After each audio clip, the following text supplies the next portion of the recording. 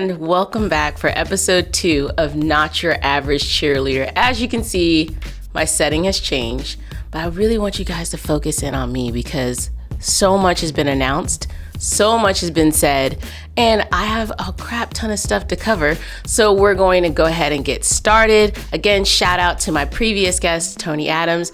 Such a great person to come on the show and be interviewed.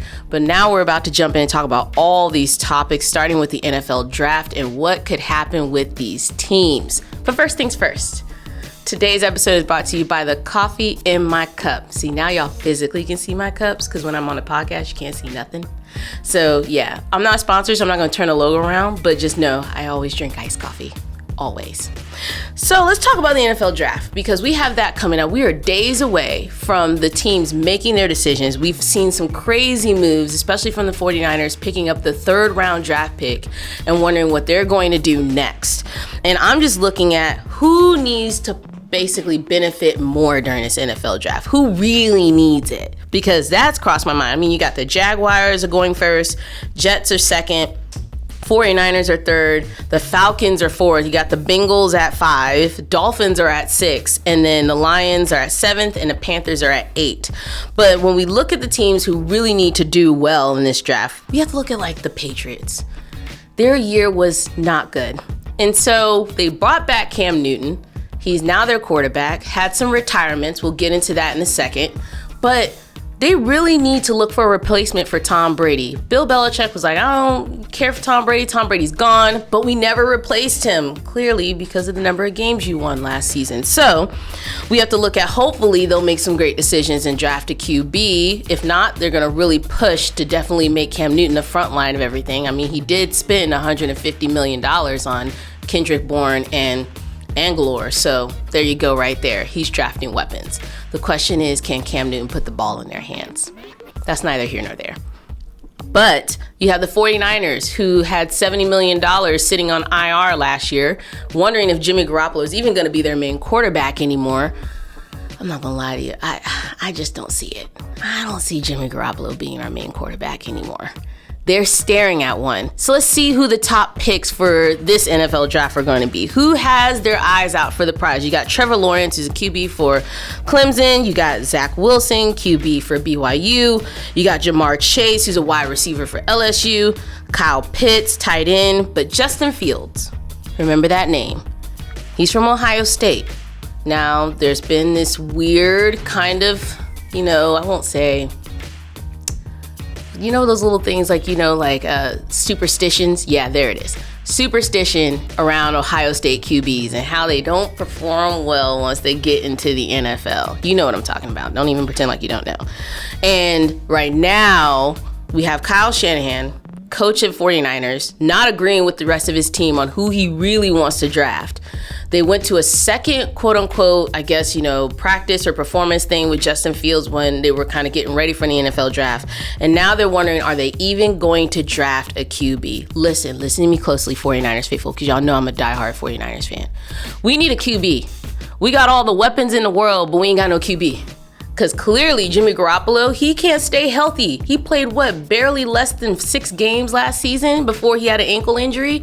And then he sat that out. And before that, they were like, well, he took y'all to the Super Bowl with a running game. He didn't even throw the ball. He threw the ball 8 times in that 2019 season. So let's hopefully look at, they're saying Justin Fields. That's where the 49ers are going to go. Kyle Shanahan is staying tight-lipped about what he wants to do with that. I don't know. I really don't know. I want to hear from you guys down in the comments. What do you think the 49ers are going to do?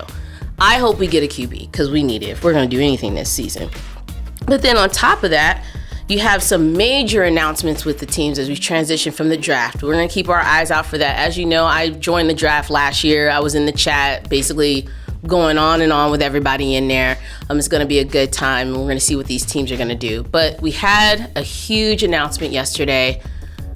Well, probably this airs, it'll be old news. But wide receiver for the Patriots, Julian Edelman. I promised myself I wouldn't cry. Julian Edelman is, he's retiring. And this announcement came after the Patriots terminated his contract. That's such a harsh word, terminate. Terminated his contract because he failed, I guess, a part of the physical. I don't know if it was a treadmill exercise he had to do, and it just did not go as planned. But this is a guy who basically gave his life to the game. He, was a QB at Kent State, drafted 7th round, has 620 catches, 6,882 yards, and 3 Super Bowl wins, and was an MVP in one of those wins. On top of that, in the postseason, he's right behind Jerry Rice for most yards in performance. So you have to think about it. Is Julian Edelman a Hall of Famer? And they were talking about this on Twitter last night, right? So I was thinking about it because you had one person say, well, if Eli Manning goes into the Hall of Fame, then Julian Edelman should be able to go. And if Eli Manning don't belong there, then Julian Edelman doesn't belong there. Okay, let's pump the brakes. Those are 2 separate people. And then on top of that, Eli Manning, he has his 2 Super Bowls. He'll get in there. He's a Manning. Peyton Manning, Eli Manning, Peyton's in there. I don't see why Eli wouldn't end up in there. But we're talking about stats for Julian Edelman and what he's done for the slot receiver position.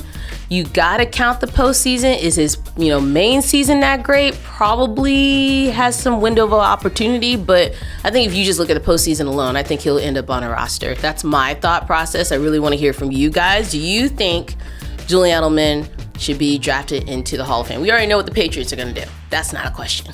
But do you think he'll be drafted into the Hall of Fame? I always like to ask questions like this because they were all over Twitter. It went from, oh my gosh, such a great career, man, to does he even deserve to be in the Hall of Fame? I said, wow, that escalated quickly. So that is my thought process about everything that's going on there with the NFL draft and then what we got going on for Julian Edelman himself. But then when we think about what's going to happen in the 2021 season, we're thinking about the moves that have been made, the changes, and also to the let-goes that have been taking place. You have so much with the potential of teams. I can't even tell you who's possibly going to be in the Super Bowl, who's going to make it to the playoffs. You got some teams that are set to go.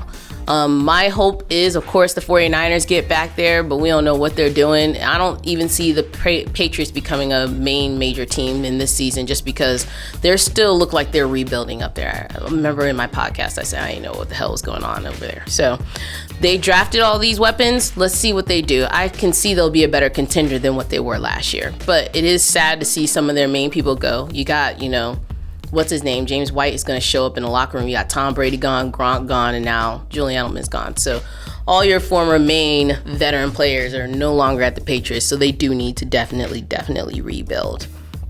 But again, keep in mind, the draft is on April 29th at 8 p.m. Eastern. Tune in. If you're like me, you're only going to watch like the first half because that's really what, is important. See who's going to do what and who drafts what they need. That's the biggest thing you have to think about. There's so many teams, they need a better offensive line.